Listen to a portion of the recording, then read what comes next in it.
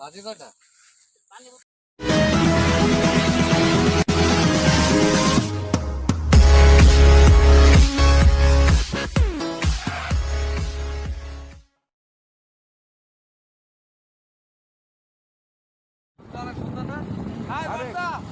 বন্ধু খাওয়া যাচ্ছে তো।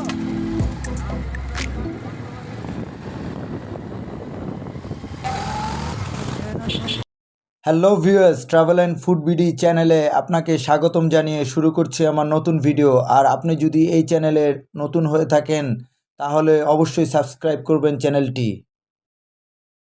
আজকে শুক্রবার আর আমি সহ মোট 8 জন বন্ধু মিলে যাচ্ছি সোনারগাঁ মেঘনা নদীর পাড়ে। নদীতে সাঁতার কাটবো, তাই আমরা অবশ্য দুটি বাইক আর একটি সিএনজি অটোরিকশা করে চেপে যাচ্ছি সোনারগাঁ। প্রথমে বলে রাখা দরকার যে সোনারগাঁ মূলত নারায়ণগঞ্জ জেলার একটি উপজেলা, তাই নারায়ণগঞ্জ হয়ে আমরা যাচ্ছি সোনারগাঁ। ঢাকা থেকে 27 কিলোমিটার দক্ষিণ পূর্বে এই উপজেলার অবস্থান। এখন আমরা অবশ্য নারায়ণগঞ্জ জেলার উপর দিয়ে চলছি এবং চলতি পথে যেতে যেতে আপনারা দেখতে পারবেন দুপাশের পথের মনোরম প্রাকৃতিক পরিবেশ।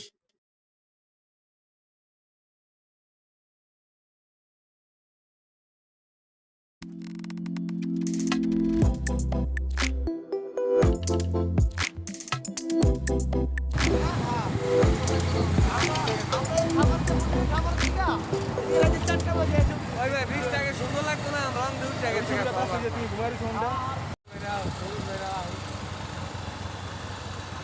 করে লাভ নেই, ঠিক করতে লাভ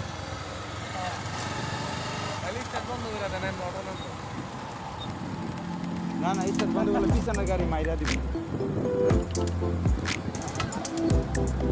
বলে নিচে নামছি ক্রমশ।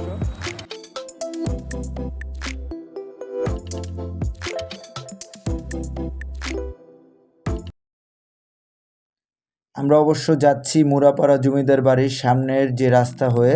তো পথে যেতে যেতে একটু ভালো করে লক্ষ্য করলে আশেপাশে অনেক প্রাচীনতম স্থাপত্য নিদর্শন লক্ষ্য করা যায়, যা আপনাকে মুগ্ধ করবে।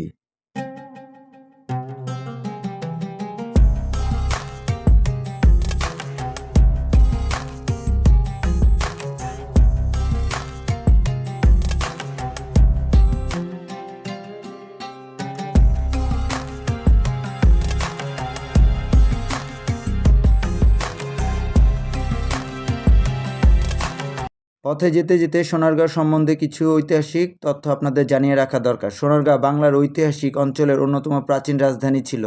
অতীতে এটি একটি নদীবন্দর ছিল। তাঁতি ও কারিগরদের বিশাল জনসংখ্যার সাথে বাংলার মসলিন বাণিজ্যের কেন্দ্রবিন্দু ছিল সোনারগাঁ। অঞ্চলটি বঙ্গ, সমতট সেন এবং দেব রাজবংশের একটি ঘাঁটি ছিল। সোনারগাঁ সম্বন্ধে আরও কিছু তথ্য আপনাদের জানিয়ে রাখা দরকার। সোনারগাঁ ছিল বাংলার মুসলিম শাসকদের একটি প্রশাসনিক কেন্দ্র। এই জেলার পূর্বে মেঘনা নদী, পশ্চিমে শীতলক্ষ্যা, দক্ষিণে ধলেশ্বরী, উত্তরে ব্রহ্মপুত্র নদ দ্বারা বেষ্টিত একটি জনপদ। আর আপনারা এই যে নদীটি দেখছেন তা আসলে ব্রহ্মপুত্র নদের শাখা। স্থানীয়দের দখল ও দূষণের কারণে এটি এখন মরা খালে পরিণত হয়েছে।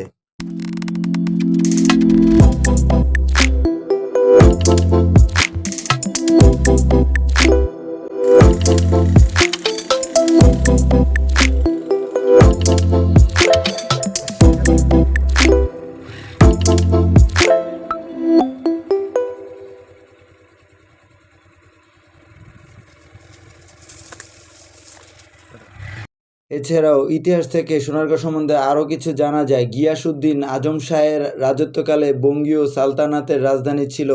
সবশেষে এই শাখার রাজধানী ছিল সোনারগাঁ। এক কথায় আমাদের শিল্প, সংস্কৃতি, ইতিহাস ও ঐতিহ্যের সাথে মিশে আছে সোনারগাঁয়ের নাম। অবশেষে পথে বিরতিসহ ঘন্টা দেড়েক জার্নি করার পর চলে এলাম সোনারগাঁ মেঘনা নদীর পাড়ে। স্থানীয়দের কাছে এই জায়গাটির নাম সডাকিয়া।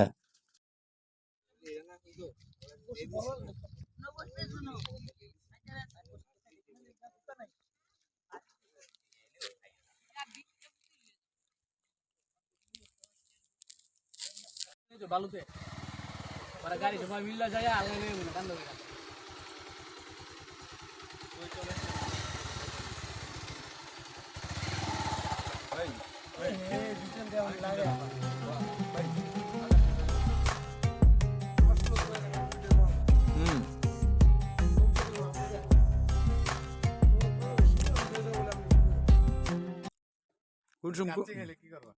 Hello viewers, this is Najirul from Travel and Food BD. Welcome to my vlog and you are watching my another brand new vlog. আজকে আমরা এসেছি সডাকিয়া, এটা সোনারগাঁতে অবস্থিত। তো আমরা 8জন ফ্রেন্ড আসছি ডে লং ট্যুরে। তো এই ডে লং ট্যুরে আজকে সারাদিন এই মেঘনা নদীর পানিতে ডুবাডুবি করব। তো কিপ ওয়াচিং মাই চ্যানেল।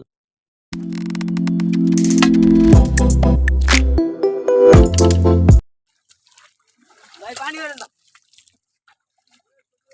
হ্যাঁ নাম কায়েন করে নাতা আমার তো আরে সাবান দেখুন যাচ্ছে ভাই বাতা ভাই কি আমরা কি আইতাছি হ্যাঁ ঠিক আছে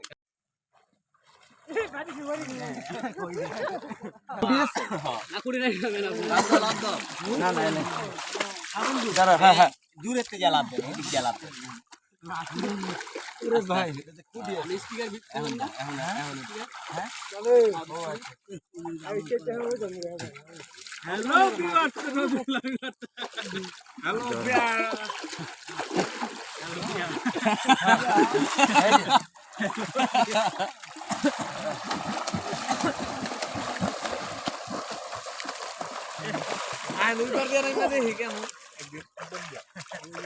ভাই তো দলি চাই তো বাড়া লেলে ভালো আবার না তো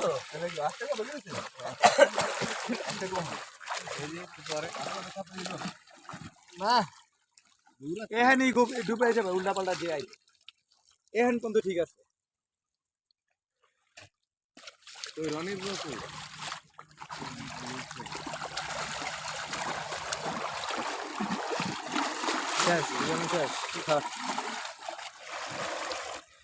ভিউয়ার্স, এই মুহূর্তে আমি আছি মেঘনা নদীর পাড়ে। তো মেঘনা নদীর সম্বন্ধে কিছু তথ্য আপনাদের দিয়ে রাখতে চাই। মেঘনা নদীর দৈর্ঘ্য 165 কিলোমিটার এবং প্রস্থ 3400 মিটার। মেঘনা নদী চাঁদপুরের মোহনা থেকে শুরু করে ভোলা জেলা হয়ে বঙ্গোপসাগরে পতিত হয়েছে।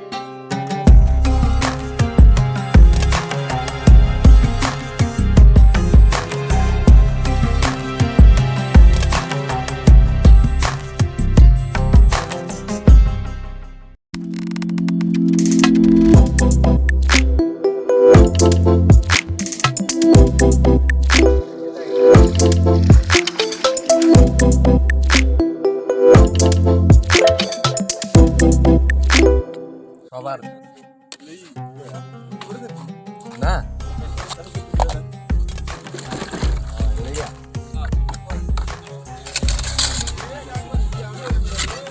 একটু মইরা মানে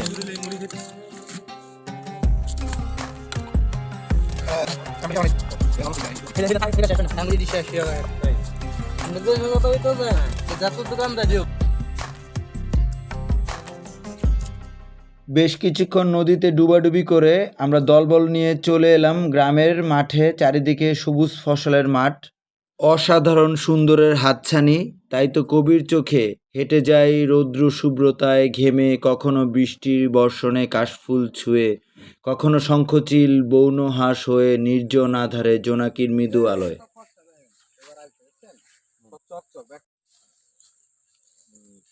বাজে কটা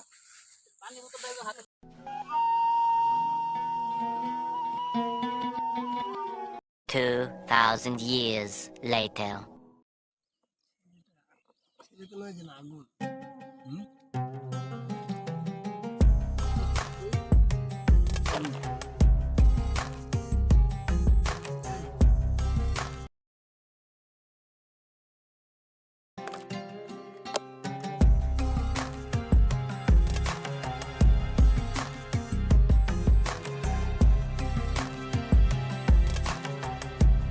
আমরা অবশ্য মাঠে বসে আমাদের দুপুরে লাঞ্চ সেরে নিচ্ছি আর খেতে খেতে বিদায় নিচ্ছি। যদি এই রকমের তথ্য নির্ভর ভিডিও দেখতে চান তাহলে অবশ্যই চ্যানেলটি সাবস্ক্রাইব করবেন। ধন্যবাদ। লিবো তো দেখাই যায় না।